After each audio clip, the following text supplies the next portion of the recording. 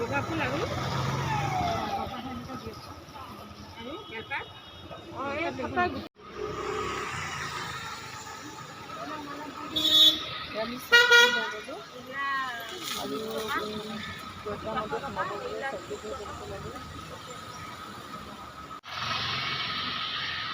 সেন্দুৰ দিব লাগে নেকি?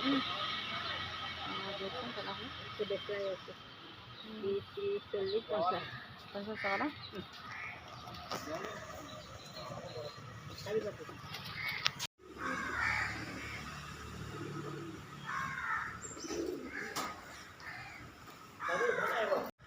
এই বন্ধু বান্ধৱীসকল নমস্কাৰ। কি খবৰ আপোনালোকৰ? আশা কৰোঁ সকলো ভালে আছে। আজি লক্ষী পূজা উপলক্ষে আমি উগ্ৰতাৰা মন্দিৰলৈ আছোঁ। আপোনালোককো দেখাবলৈ চেষ্টা কৰিছোঁ। এয়া গুৱাহাটী উজান বজাৰৰ উগ্ৰতাৰা মন্দিৰ হয়। ইয়াত আমি মন্দিৰত প্ৰৱেশ কৰিলোঁ।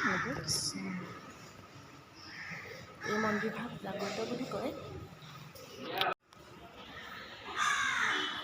Hello' friends, welcome back to my Assamese blog Munmi.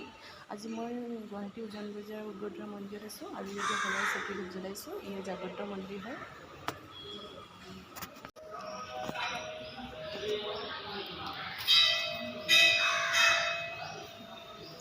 আপুনি কৈ দিয়কচোন এই উগ্ৰতাৰা মন্দিৰৰ তাৎপৰ্যটোৰ বিষয়ে অলপ। উগ্ৰতাৰা মন্দিৰৰ তাৎপৰ্য প্ৰতি যেতিয়া দক্ষ ৰজাৰ যজ্ঞত প্ৰাণ আহুতি দিলে তেতিয়া শিৱই তাত দক্ষ ৰজাৰ ঘৰত উপস্থিত হৈ সেই যজ্ঞৰ পৰা সতীৰ দেহটো তুলি লৈ গৈছিল আৰু তুলি লৈ যায় তেওঁ ক্ৰোধত গোটেই বিশ্বব্ৰহ্মাণ্ড ঘূৰি ফুৰিছিল দেহটো লৈ। বাকী তেওঁ সৃষ্টিৰ কথা চব পাহৰি গৈছিল। তেতিয়া দেৱতাসকলে লগ লাগি যে এনেকৈ থাকিলে আমাৰ বিপদ হ'ব, গতিকে বিষ্ণুৰ সুদৰ্শন চক্ৰৰ দ্বাৰা সেই দেহটো সতীৰ দেহটো খণ্ড বিখণ্ড কৰি তেওঁলোকে তেওঁ পেলাই দিছে। বিভিন্ন জেগাত সতীৰ অংগবিলাক পৰিছিল আৰু তাতে মানে শিৱৰ হেৰিয়েদি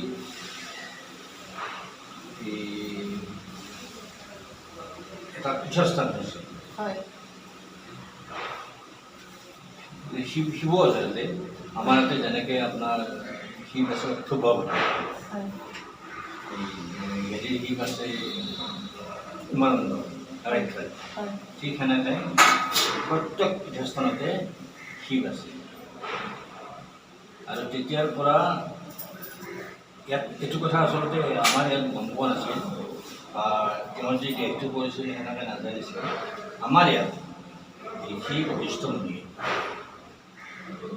তেওঁ এই ঘূৰি ঘূৰি থাকোঁতে ইয়াত যে কিবা এটা আছে তেওঁ গম পালে। গম পাই তেওঁ ধ্যানত মগ্ন হৈ গ'ল এই জেগাত। আৰু তেতিয়া তেওঁ ভগৱতী দেখা দিছে। দেখা দি কৈছে যে মই উগ্ৰতাৰা হিচাপে আছোঁ। আৰু তেওঁ তেতিয়াৰ পৰা ইয়াত পূজা অৰ্চনা কৰি ভগৱতীৰ সেই পূজাখিনি তাৰপিছত সমাজৰ পৰা শিৱসিংহৰ দিনত ব্ৰাহ্মণৰ পৰিয়াল দুটা আনিলে। এটা পৰিয়াল নলবাৰীৰ পৰা, এটা পৰিয়াল শুৱালকুছিৰ পৰা। আৰু এই বছৰ দুটা ভাগ কৰি ছমাহ এই দুটা ভাগত বিভক্ত কৰিছে। সেনেকৈ পূজা অৰ্চনা চলি আছে। আপুনি বুজাই দিয়াৰ বাবে ধন্যবাদ থাকিল আপোনালৈ।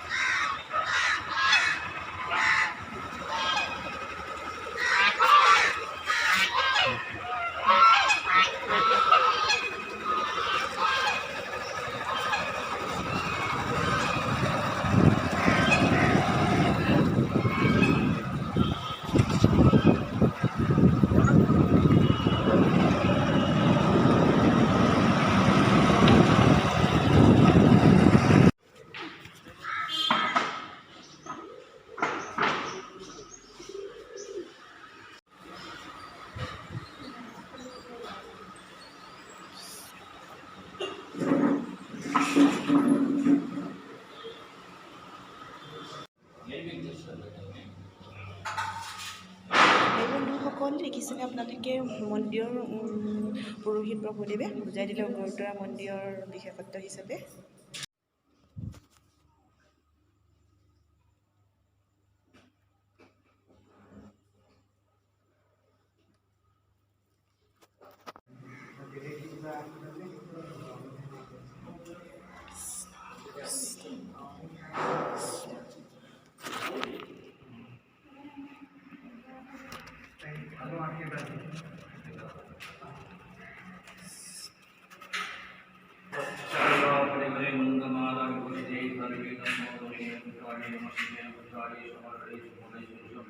লক্ষ্মী আহে ঘৰে ঘৰে ৰাজ্যদৰি খনে বহিলে আসনে মা